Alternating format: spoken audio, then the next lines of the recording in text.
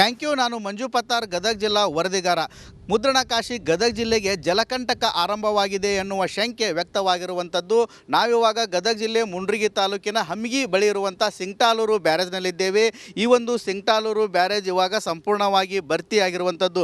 ಏನು 3.17 TMC ಸಾಮರ್ಥ್ಯ ಇರುವಂಥ ಈ ಒಂದು ಸಿಂಗ್ಟಾಲೂರು ಬ್ಯಾರೇಜ್ನಲ್ಲಿ ಇವಾಗ 2.35 TMCಯಷ್ಟು ನೀರು ಶೇಖರಣೆಯಾಗಿದೆ.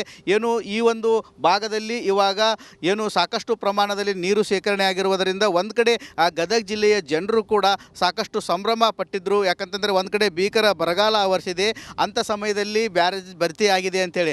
ಆದರೆ ಇವಾಗ ಕಂಟಕ ಎದುರಾಗಿರುವಂಥದ್ದು ಇಲ್ಲಿ ಅಂತರ್ಗಂಗೆ ಹೆಚ್ಚಿನ ಪ್ರಮಾಣದಲ್ಲಿ ಬೆಳೆದಿರುವಂಥದ್ದು. ನಾವಿಲ್ಲಿ ದೃಶ್ಯದಲ್ಲಿ ಕೂಡ ನೋಡ್ತಾ ಇರ್ಬೋದು. ಏನು ಬ್ಯಾರೇಜಿನ ಹಿಂಭಾಗ ಮತ್ತು ಏನು ಬ್ಯಾರೇಜ್ ಇದೆ ಆ ಭಾಗದಲ್ಲಿ ಸಾಕಷ್ಟು ಪ್ರಮಾಣದಲ್ಲಿ ಅಂತರ್ಗಂಗೆ ಬೆಳೆದಿದೆ. ಈ ಅಂತರ್ಗಂಗೆ ಬೆಳೆದರೆ ಇಲ್ಲಿರುವಂಥ ಏನು ಜಲಚರ ಪ್ರಾಣಿಗಳಿಗೂ ಕೂಡ ಸಾಕಷ್ಟು ಸಮಸ್ಯೆ ಆಗುತ್ತೆ. ಅದೇ ರೀತಿಯಾಗಿ ನೀರಿನ ಪ್ರಮಾಣವೂ ಕೂಡ ಕಡಿಮೆ ಆಗುತ್ತೆ. ಹೀಗಾಗಿ ಈ ಒಂದು ಅಂತರ್ಗಂಗೆ ಸಾಕಷ್ಟು ಪ್ರಮಾಣದಲ್ಲಿ ಸಾವಿರಾರು ಎಕರೆ ಪ್ರಮಾಣದಲ್ಲಿ ಅಂತರ್ಗಂಗೆ ಬೆಳೆದಿದೆ.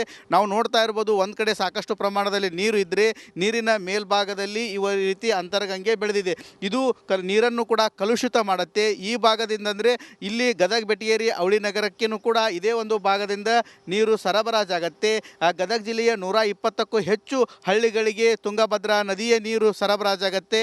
ಇಲ್ಲಿ ಪ್ರಮುಖವಾಗಿ ಗದಗ ಬೆಟಗೇರಿ ಅವಳಿ ನಗರ, ಶಿರಹಟ್ಟಿ, ಲಕ್ಷ್ಮೇಶ್ವರ, ಮುಂಡ್ರಿಗಿ, ಮುಳುಗುಂದ್ ಮತ್ತು ಸೇರಿದಂತೆ 120ಕ್ಕೂ ಹೆಚ್ಚು ಗ್ರಾಮಗಳಿಗೆ ತುಂಗಭದ್ರಾ ನದಿಯ ನೀರು ಸರಬರಾಜಾಗತ್ತೆ. ಆದರೆ ಇವಾಗ ಸಂಪೂರ್ಣವಾಗಿ ಈ ಒಂದು ಸಿಂಗ್ಟಾಲೂರು ಬ್ಯಾರೇಜ್ ಭರ್ತಿಯಾಗಿದೆ. ಆ ಭರ್ತಿಯಾದ ಸಮಯದಲ್ಲಿ ಅಂತರ್ಗಂಗೆ ಹೆಚ್ಚಿನ ಪ್ರಮಾಣದಲ್ಲಿ ಬೆಳೀತಾ ಇದೆ.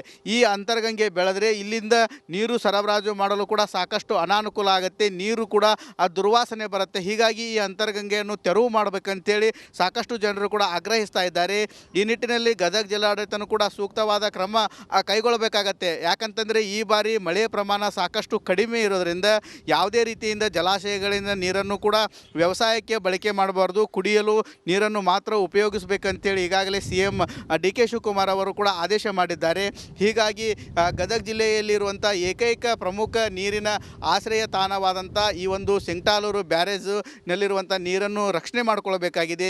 ಮಳೆ ಸಾಕಷ್ಟು ಪ್ರಮಾಣದಲ್ಲಿ ಕಡಿಮೆ ಆಗಿರೋದರಿಂದ ಗದಗ ಜಿಲ್ಲೆಯ ಬಹುತೇಕ ಕೆರೆಗಳು ಕೂಡ ಭರ್ತಿಯಾಗಿಲ್ಲ. ಹೀಗಾಗಿ ಕುಡಿಯುವ ನೀರಿನ ಅವಲಂಬಿತವಾದಂಥ ಈ ಒಂದು ಹಮಿಗಿ ಬ್ಯಾರೇಜ್ನಲ್ಲಿ ಇವಾಗ ಸಾಕಷ್ಟು ಪ್ರಮಾಣದಲ್ಲಿ ಅಂತರ್ಗಂಗೆ ಬೆಳೆದು ಸಾಕಷ್ಟು ಸಮಸ್ಯೆ ಎಡೆ ಮಾಡಿಕೊಡ್ತಾ ಇದೆ.